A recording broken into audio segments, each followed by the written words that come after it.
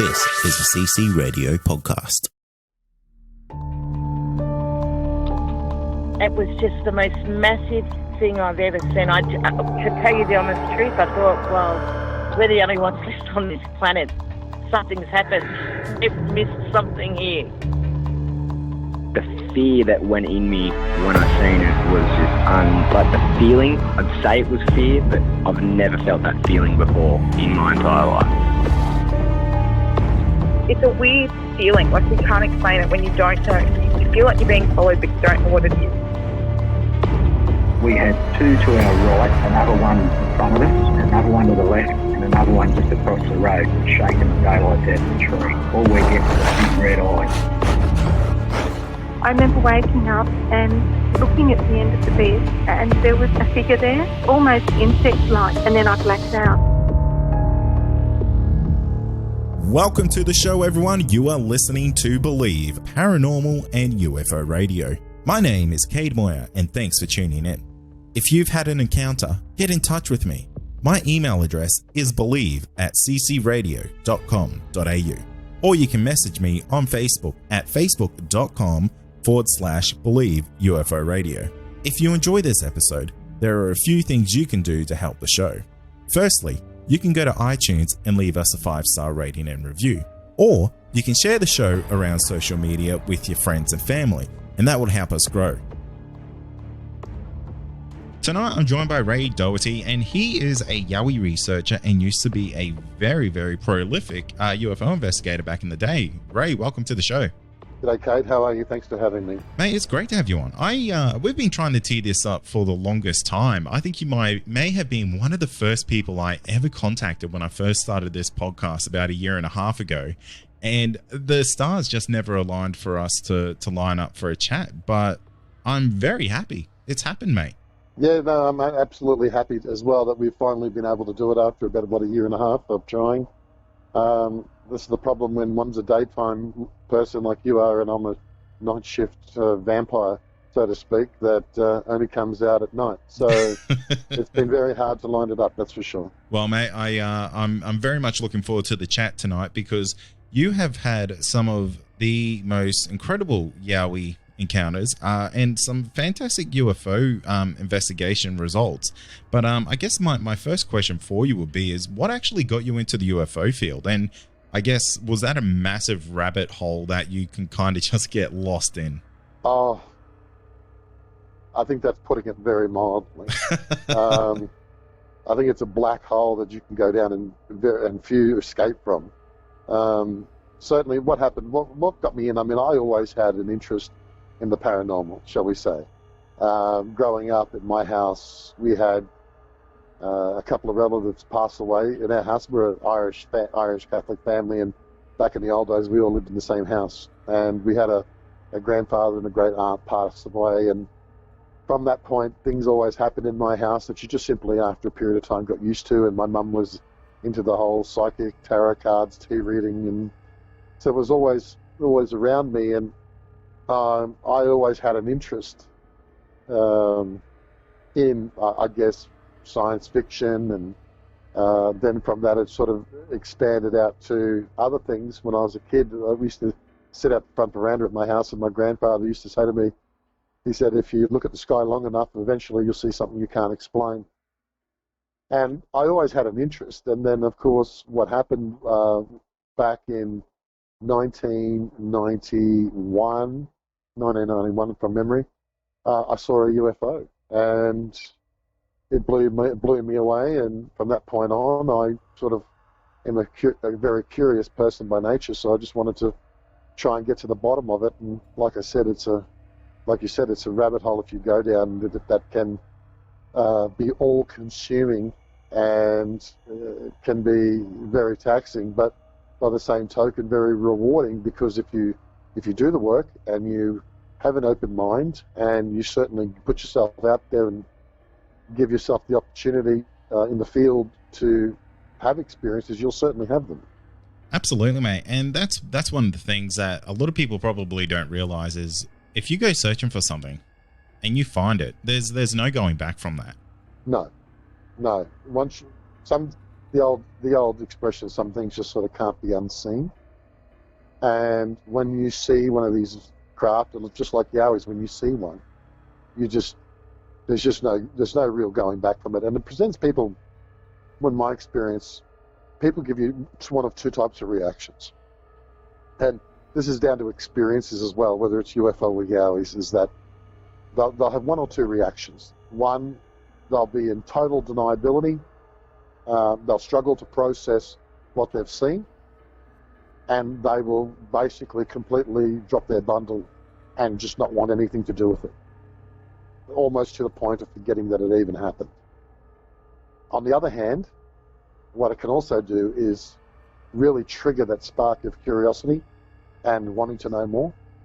And it can, as someone described once, it can be really a bit of a golden door of enlightenment, but you've got to decide to go through that door in the first place. And if you do, you've got to tread carefully, because as I said, as you said, that if you don't, you can certainly be consumed by it 24/7, which nearly happened to me at certain stages as well. Oh, really? Oh, absolutely. I mean, not just me, but people I worked with and people I got to know, and it still happens to people today. You know, people that certainly still get into these fields, especially if it's based off an experience. You want to know more. You have this just driving quest for knowledge, and that you become addicted to it. And you can become addicted to the experiences, and you become addicted to the culture and to the subculture of it as well. It's very, very hard to stop and live a normal life once you know what's really, what things are really, really out there in the world. Because the average person has no idea, and I think a lot of them don't want to know, and they certainly don't believe it if you told them. No, not at all. And I get a lot of people who kind of give me little remarks of like, oh, you don't believe the people that come on your podcast, do you? And it's kind of like, well, actually, yeah, I do, because one, they don't really have any point to lie to me, and two, I kind of vet them as well as I can before I let anyone on the show, because there is a standard to the stories that I want people to share with the public, because absolutely it's all about getting someone's message out there or someone's experience out there that may help someone else. And I just don't want to let randoms on the show to come on here and tell fibs for the sake of, having a laugh and saying, hey, I got on that podcast. Yeah, absolutely. Because, realistically trying to weed out the genuine experiences from, people that want attention or want to make something up because they thought it would be funny is very time consuming. But when you speak to a genuine experiencer, whether it be UFOs, paranormal, or Yowies, it's a very, very powerful moment when you see the look in their eyes and hear the trembling in their voice, or hear the excitement in their voice. Yep. From what they've seen. Yeah, absolutely. So this first UFO encounter, that got you hooked on the UFO field. Was there anything in your findings through your research that kind of made you just 100% believe that this potentially could be outer world, or do you have more of a down to earth type of mindset that UFOs may be something from Earth? Well, I'm a bit of a contradiction, because when it comes to UFOs, I have one opinion, but when it comes to the Yowie work, I'm extremely grounded in science. But with the UFO work that I used to do, it is very hard because look, back then in the 90s, we didn't have any of the equipment that we have now. We didn't have handheld infrared cameras or FLIRs or things like that. That was the stuff the military had. The average person couldn't get a hold of that stuff. But that first encounter, when I saw it, there was no mistaking what it was. There was no mistaking what I saw. It was too big. It was too clear. The whole event was, there was no mistaking it. Are you able to tell me a little bit more about that first encounter? Because it sounds like it was quite an impressive one to leave such a mark on you. Look, even it was 1991, that's when it happened. And 91, yeah, no, I was pretty sure it was 91. It was December 1991, early December. And it was a Sunday night. And I can't remember the exact date, but it was a Sunday night. And I was with my girlfriend / fiance at the time. We were coming back from her sister's house. We had a house at Wilston in Newmarket. And we were coming back from her sister's house at Brookfield.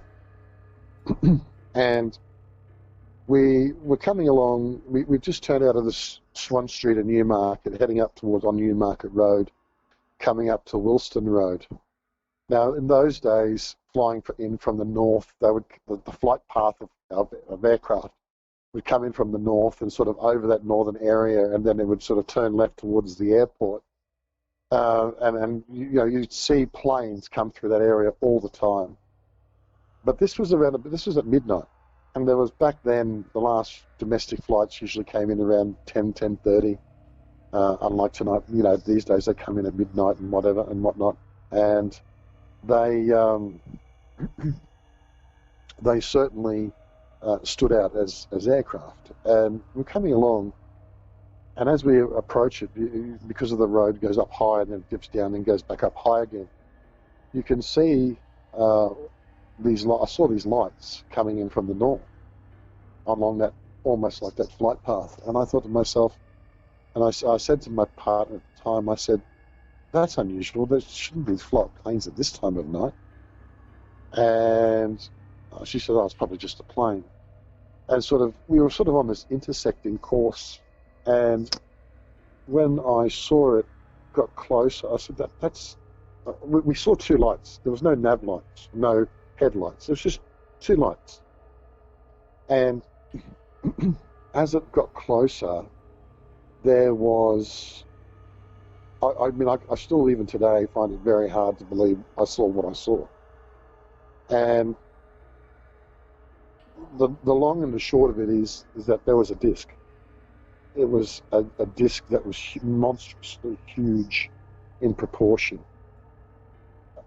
Again, people are going to find this hard to believe. I still have to pinch myself that it happened, that it was above, it was paralleling the train line, the Newmarket train line from Wilston Station towards Newmarket Station. And I effectively saw what looked like a giant disc that was, in my estimation, 150, 200 meters in diameter. Oh, wow, that's huge. And it had lights underneath it. I could see like windows and lights. I couldn't see anything in it. And it had, I couldn't see the top of it, but the bottom of it was like a concave shape. And then it had like almost like three black bands above it on the top, which looked flat. And then you had the concave bottom down to the point, and the lights were from the bottom concave point pointing up over the sort of the saucer section. And I could not believe what we saw. We sort of stopped dead in the middle of the road, and this thing was just moving silently. It was fairly low. It was only, I would even say, 200-300 feet off the ground. Wow, that's so close. It was crazy. And my partner started freaking out. She was saying, like, what the F is that? What is that? That's not an aircraft. And I said, and I'm, expletives everywhere from both sides. And because I'm just getting goosebumps talking about it even now. And then we headed up Newmarket Road very, very slowly. But I got a crystal clear look at it, and there was no denying what it was. And then it's sitting around about 150, 200 feet, maybe a little bit higher.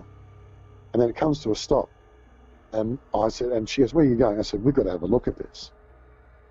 And as we approached it, and it was probably 150, 200 meters ahead of it, as we approached it, suddenly this wind picked up everywhere, right?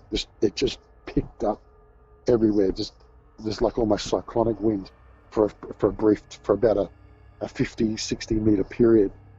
And then we got up right up underneath it in the car, and it was. I stopped and I got out of the car, and before I got out of the car, she said, "What the hell are you doing?" And I said, "I have to have a look at this thing. I just have to have a look at it." But the interesting thing was, what happened was when I got out from underneath it, it was like instantly there was no sound. There was no wind. There was no sound. Like you're in a vacuum. Yes. And she was screaming at me, and I couldn't hear her. And I'm screaming at her, and she couldn't hear me. Oh, wow. I could see her mouth going, but I couldn't hear a word. And this thing went right over the top, and it had settled above a place called Finsbury Park. And it just was sitting above that Finsbury Park. And as it moved off, slowly I could start to hear sound come back, and then that wind, that really, really strong wind. And then I got back in the car, and then I looked at her, and she's off a chain, and I don't know what to think. I'm just blown away. And then I looked back over towards it, and it's gone. That's incredible. That's an absolutely amazing experience there, Ray. And that was the first time I saw one. I do not blame you for being taken hook, line, and sinker down the UFO rabbit hole after that, because I think anyone would be with an experience like that. Well, it was back in 1991. Brisbane was a much different place then, and it how could I put it? To say you saw an object that big over a inner North Brisbane in the suburbs was sort of just absolutely was absolutely mind blowing, and you met with instant skepticism, of course, except from those who already believed. And then over the years, in other cities around the world, you're seeing sightings of large craft in cities, over cities, in the suburbs of cities. So then I started to feel a little bit more normal as time went on. But I never really told many people about it, because the interesting thing, what happened is the next day I woke up fully energized. I said, "Man, I've got to speak to somebody about this. I've got to tell them what I saw." I rang the Air Force. No, we don't, got nothing to do with us. And I got sent over to Amberley, and then I got shoved around from phone to phone to phone. And then eventually I got one bloke who just laughed at me. He said, "No, mate, nothing was on the radar. You must have been having a few too many drinks." Oh, how frustrating. But the interesting thing is, my girlfriend at the time had zero memory of it. Really? That is weird. The next morning she goes, "I don't know what," she said, "we saw a plane. We didn't see anything else." I said, "Are you kidding me?" She goes, I said, "Don't you remember me stopping and having a look, and we couldn't hear each other?" I remembered everything perfectly. And she said, "No, we just drove home. We saw a aircraft that was flying very low, and then we came home." Do you think that she's making that up because she just cannot comprehend what she saw? And now, a quick word from our sponsor. Also, are you wanting more content? Why not become a Believe Plus member? You'll get access to exclusive podcasts and episodes that aren't available to the public. Not only that, you'll also get our regular feed without any ads. Head to believepod.com/plus to sign up today for just $5 a month. Well, to be honest, things between us at that time weren't that great. And I don't know whether she didn't want to fan my fire or what, but certainly at the time, I believed that she seemed genuine to me, that she didn't remember it at all. It would be incredibly spooky if that was the case, because that kind of just adds this whole other layer of weirdness to that whole situation. Oh, yes. And from that day on, it only got weirder from then on. What do you mean by that? Well, some of the things that happened to us since, I was in 1994, particularly 1994, that was one of the years where Brisbane recorded its highest number of UFO sightings ever. There was a UFO sighting, and anyone can Google this. You can do a trove search, and you can type in, UFO sightings, Brisbane, 1994. And you'll see like a sighting almost every week. There was, in the paper, there was a report almost every week. Now, as the year went on, the sightings numbers were so high, some of them were fake. You know, the old fire starter with the garbage bag. Yeah, like a Chinese lantern type of thing. Yeah, people put that up, and when it catches the wind and they put 4 or 5 of them, they tend to hold their position pretty well and move pretty quick. And then from a distance, you don't know what it is until you get close to it and you can see. And there was a lot of that going on, particularly towards the back end.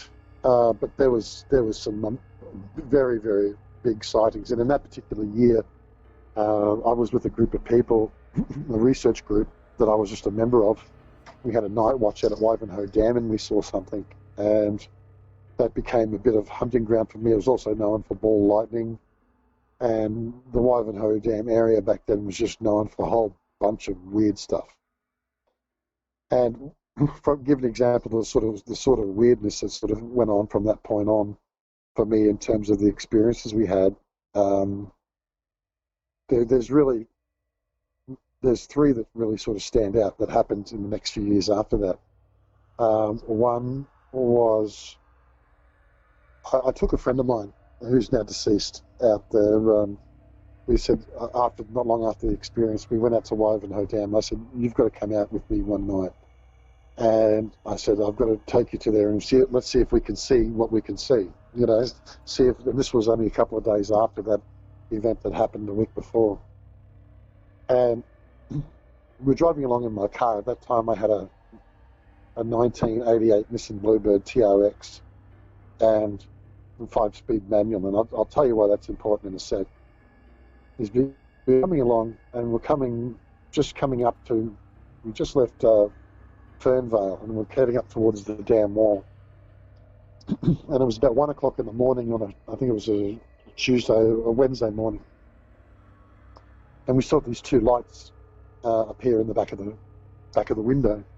Now we're driving north up on Fernvale Road towards Somerset, and these lights got closer, but they weren't like car lights. They were like illuminated lights.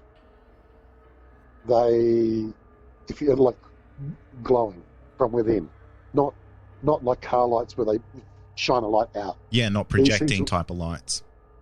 That's right. They were like, it was self-illuminated inside. Yeah, I know exactly what you mean. And they were like, they weren't round either. They were almost like egg-shaped. Like, and I looked back in the mirror and I could see like these 2 egg shapes just glowing like a white-hot brightness, but not, I mean, we could bright enough to see them, but they weren't projecting any light. And as we got these things started getting closer, and my friend's looking at him. He's looking at him in the back, and he's going, "Holy crap! Look at this! What is this? Is it a motorbike? Is it a truck?" And I said, "Man, it's not a truck."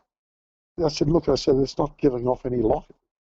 And this thing, they started pacing. It started getting closer to us. So I started kicking up through the gears, and that's why it's important to tell you I had a manual car, the one that went pretty quick at that time. Every time I increased the speed, it increased speed. And it kept closing on us. I took the car up to 186 kilometers an hour, and it's still gaining on us. And the next thing I know is that these things are coming right up on us, and the next time I see, like, the cabin of the car fills with white, and the next thing I know, I woke up, and we're in the car, and we're on the other side of the road. You're kidding. No. You had a missing time experience. Well, we don't know how much time, because we didn't pay attention to what the time was. I mean, we knew we headed out there about 1, but I had no idea what time it was when we got there. But all I can tell you is that the car was parked on the other side of the road, so we're heading back the way we came on a hill, and we were both out cold. We both had headaches like you wouldn't believe. We just thought, what the hell happened? We could not reconcile. So I said, "What do you remember, Reg?" And he says, "Well, I just remember the cabin filled with a white light." And next thing I know, we're in the car on the other side of the road. That's terrifying. Yeah. What do you think happened there? Do you think No, you were abducted? To be honest, what I learnt, Kay, is that, look, this was a long time ago, so I've had a long time to think about it. If you sit there, if you're an overthinker, if anyone's an overthinker out there, and you overthink it, whether it's a personal thing, a work thing, whatever it is, you can do your head in with overthinking. And we had so much stuff going on in a short space of time, not only just me. See, this is where I got my thing with Yowies about, right? Where I don't go out alone. I go out with at least one other person. And the reason we do that is for a witness. It's for someone to corroborate your story. Yeah, great idea. Right? So that's why I always went out there. But I'll tell you something, what happened 2 weeks after that is that a very close friend of mine who is still alive, who is an ex-police officer from your neck of the woods, he didn't believe, he was very, very skeptical. So him and his wife went out there with their little daughter in the back of the car for a drive one Sunday night, the following Sunday night. And they saw a purple ball, sitting above the trees, above the forest, with a light projecting down into the forest. They saw the light go back up into the craft, and then they just heard a crack, and then it was gone. Wow. What are the odds of that? Man, it was, like I said, it wasn't just happening to me. This is what I'm saying. It was happening to people around me and people I met and people I knew. It was just like the whole city. There was stuff going on everywhere at that time. And it seemed to peak for whatever reason in 1994. But of course, I met people that are very, just some of these experiences that I met, and they were genuine stories, because when you look someone in the eye and you can see the terror in their face, you can see the goosebumps come up on their skin. And then I just couldn't. I got to a point in the mid to late 90s, about 97. I had to stop thinking about it, because it was just doing my head in. It was, if you try to make sense of what you see and try to understand what you see, it'll just do your head in. Sometimes you just have to say, okay, that happened, and try to assimilate it into your brain slowly, bit by bit. Because we just had, as I said, we had so much other stuff going on with other people we know experiencing things. It was just mind-blowing. And that also led us to the first Yowie encounter in '94 just sort of west of Rosewood, out near a place called Mount Walker. So you were out searching for UFOs and you ran into a Yowie? Yes, that's exactly what happened. Wow. And we didn't expect to see them out there. We'd heard stories about them. We'd sort of heard the signs, the smells, and the screams. And the scream that we heard that night, because a year after that, I had the experience which people may have seen when I was on Finding Bigfoot, where I was sleeping in a car and I got attacked by one in a car. And it's a pretty well-known story. What do you mean you got attacked by it? Well, I thought you knew that story, because a lot of people know that story. We were out there at this particular property, and we had all of our telescopes, and we're having a night watch, right? And I'm 6'4", and I'm a snorer. I always have been from when I was young. So they said to me, and we were at a property which is in the middle of this national park. It was a pastoral lease, and a friend of ours was the caretaker who was in the house. And we went out there sky watching. And they said, "No, you snore, you're in the car." And it started raining. And I thought, it's 3:30 in the morning, and I thought, so I'm going to sit in there. And then suddenly something came up, started grunting and growling, and started rocking the car. And next thing I know, I'm getting thrown around inside the car. I thought it was my friends. I'm kicking my window. I'm screaming at them, profanities everywhere. And then suddenly, I see the light come on. We used to use these 500,000 or 2 million candle power handheld halogen spotties, and next thing I know, I see one of them turned on and being shone around, and I just hear this thing roar, and then that's, I'm giving you the short version here because we're short on time, but I'm giving you the short version. But well, my friends, they roars at my friends, and my friends shoo this thing off with the spotty, and in the morning, as dawn broke and the rain was there, I saw these 2 giant foot impressions, and my roof of my car was bent in, and I had a cut eye and a busted up my shoulder a bit because I'd been thrown around inside the back of that same car, that same Nissan Bluebird. Far out. That's incredible, mate, because... So this is what I've told you. I mean, like, for some reason, there are people that in this world, and I'm not the only one. There's hundreds of thousands, millions of people like this that just tend to attract this sort of stuff. Absolutely. I agree with you with that 100%. And I haven't spoken about any of my UFO encounters for well over 20 years. Wow. Well, Ray, I want to thank you for sharing those with me because those are incredible. I can't get over that Yowie attack. That would have been absolutely terrifying, mate. I just said for a long time though, during it, I thought it was my friends just having fun at my expense and just getting out there and rocking the car. But I knew when I heard just when the roof started to pop in, and then I heard this roar. I then knew it wasn't my friends.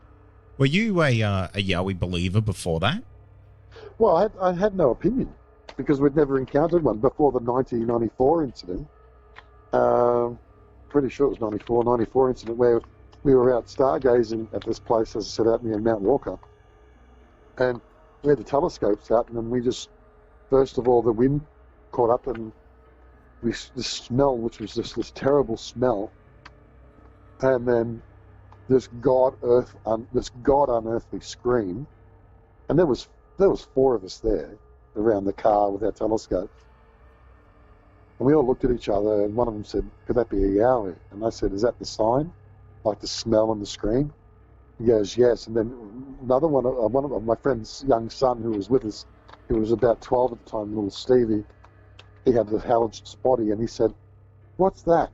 And we saw these big eyes, about 50 or so plus meters in the distance in this field. And they were weird because one minute they're red, then they're green, then they're yellow it was turning its head, whatever it was, to avoid the torch. And then it stood up. And then, having known about lights in a distance, or when you see eyes and things like that, and then you see it move up, you can quickly calculate how high this thing was. And it was like 7-8 foot tall. And it started walking towards us. So we just literally we said, "We're out of here." We just threw everything in the car and just bolted. I don't blame you. And then, because I was driving, and then we got about 4 or 5 k's down the road, and I said, "We should go back and have a look." And then they said, "No, just go." So we drove into the nearest town, which I don't even remember where that was, and we got a coffee, and we all just sort of calming down a bit. And I said, "Come on, let's go back for another look."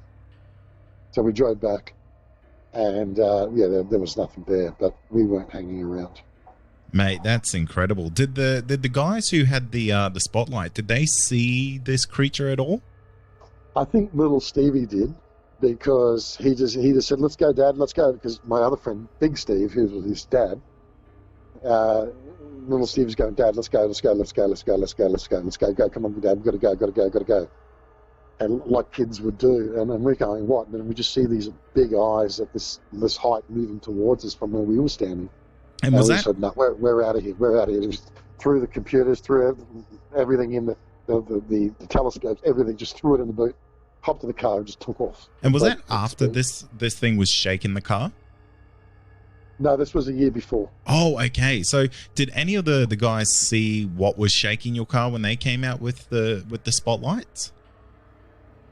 They said that if at first they thought, "Does that look like a bear?"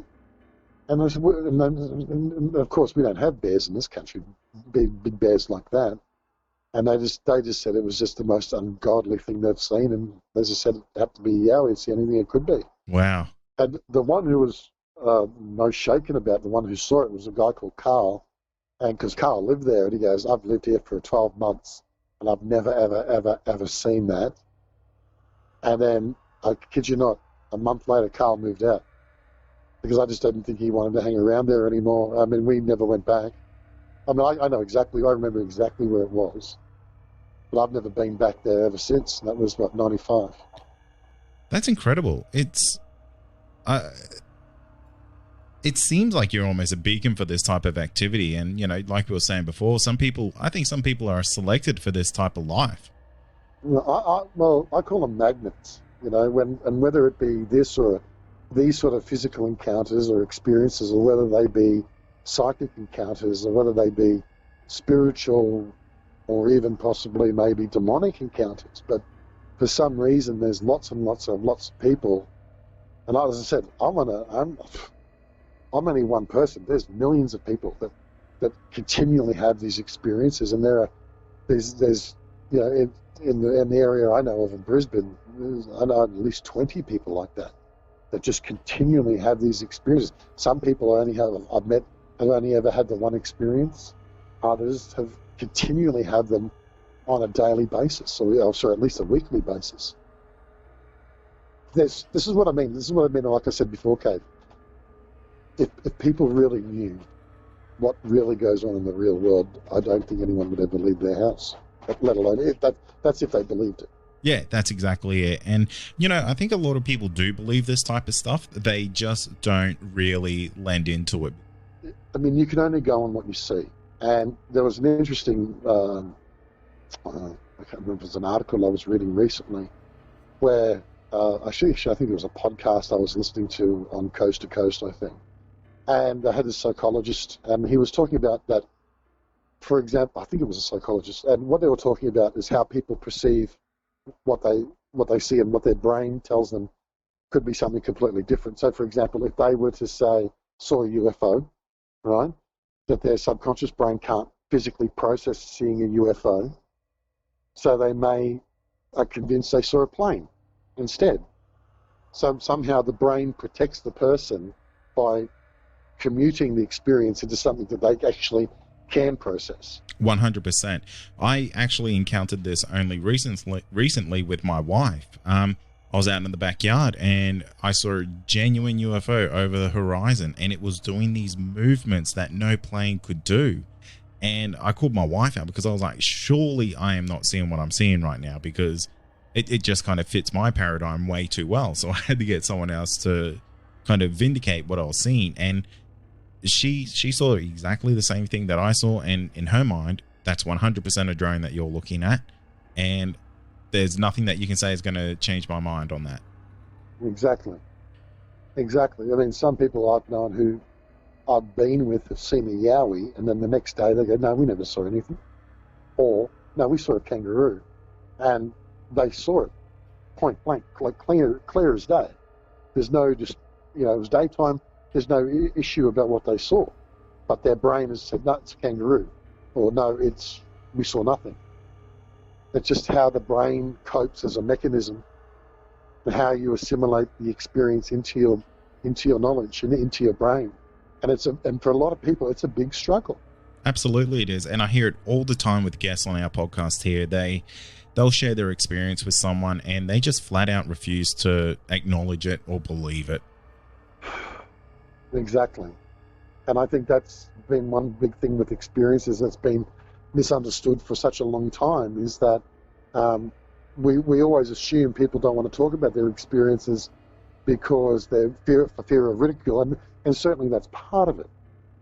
But the real big thing is, I think a lot of it is that I think they don't even believe what they actually saw. And like I said to you at the start of this, I consistently, when I've had experiences and I think back about it, I actually have to pinch myself to remind myself they actually did occur. Yeah. And I think you're spot on there. It's some of these things, they're just not supposed to exist. And when you see them, the whole world changes after that. Well, I think the whole world is changing, and I think the whole world's going to change a lot more in the next few years. No, I don't mean just because of COVID. I mean because of what's happening in the UFO field with the soft disclosure that's going on. When the US Pentagon actually comes out and says, yes, we've got craft that's not from this world, that wasn't made here, I think that's going to change everyone's attitudes very quickly, and that time's coming very, very soon. Yeah, I agree with you there, Ray. I think you're spot on there. I think we're only a few short years away from full disclosure, and that's just in the UFO field. I'm sure there's going to be a lot more disclosure in other fields, let alone the Yowie field, the Bigfoot field, the paranormal field. I think we're gonna be living in a very, very open and crazy world very shortly. Oh, most definitely. And the things that are coming down the pipeline, as I said, if you've been involved or in these experiences or in this field for such a long time, and you've seen how it's developed over the decades, and you can feel something's coming. That's right. And I just hope we're ready for it. Yeah, I hope we are too, Ray. It's something that I think is going to really rock a lot of people's worlds, and some people will be ready and some people won't. That's just how it's going to go, I think. It's going to challenge everyone's beliefs and ideals and perceptions. That's for sure. For sure. Well, Ray, mate, I think I'm going to have to get you on again to chat about Yowies with you, mate, because we didn't really get to touch on that, and I know that's something that we wanted to. So, mate, I'm putting an invite there for you. If you want to come back on and talk about Yowies, it's the offer's always there. Sure, anytime, Kate. It's not a problem, as long as we can make the stars line up, as you said. Absolutely, mate. And before I let you go, you do have a podcast of your own. So do you want to share that with the listeners? Oh, thank you very much, Kate. Yes, it's CryptoCast, CryptoCast Australia, Mystery Radio on YouTube and Facebook, wherever you get your podcasts, also iTunes, Spotify. We have 2 podcasts. We have CryptoCast Tales from the Past, where I read and discuss stories from the newspapers of yesteryear, whether they be the first 5 episodes are all Yowie. And then, of course, we've done a Bunyip special, and we've just recently brought out a UFO special. And, of course, in interviews with some of the world's best cryptozoologists, with people like Gary Opert, Buck Buckingham, Cliff Barrickman, and Bobo, of course, people from Finding Bigfoot, plus a lot more to come. So it's only been around for a few months, and we're growing, so I appreciate you giving me the opportunity to give it a plug. Absolutely, mate. I think you do a really fantastic job. So anyone who listens to this, definitely head over there, check out Ray's podcast. He does a really, really good job. So, and I tell you what, I am secretly jealous of some of the guests that you've had on that show already. I'm thinking, how did this guy get them? Well, I would have loved to have talked to Moorhead. I'm pretty jealous about that too. So, Ron Moorhead, I would have as I said to you, I've listened to your interviews with him, and they were excellent interviews, and he just has so much information over such a, like nearly a 50-year career, from the Sierra Sounds to now, and these are people that are iconic in the field, and to get to speak to someone like Ron Moorhead, it's pretty amazing. Yeah, it was certainly a treat. He's a very lovely gentleman. And look, Ray, what I'll do is I'll also include all the links to your podcast in the show notes for this episode, so people don't really have to go too far to find it. Well, thank you, Kate. I really, really appreciate that, mate. That's very kind of you, so thank you very much. And that's going to do it for tonight. And remember, if you have had an encounter, get in touch with me. My email address is believe@ccradio.com.au, or you can message me on Facebook, and that's facebook.com/Believe UFO Radio. Until next time, stay safe, and you've been listening to Believe Australian Paranormal and UFO Radio.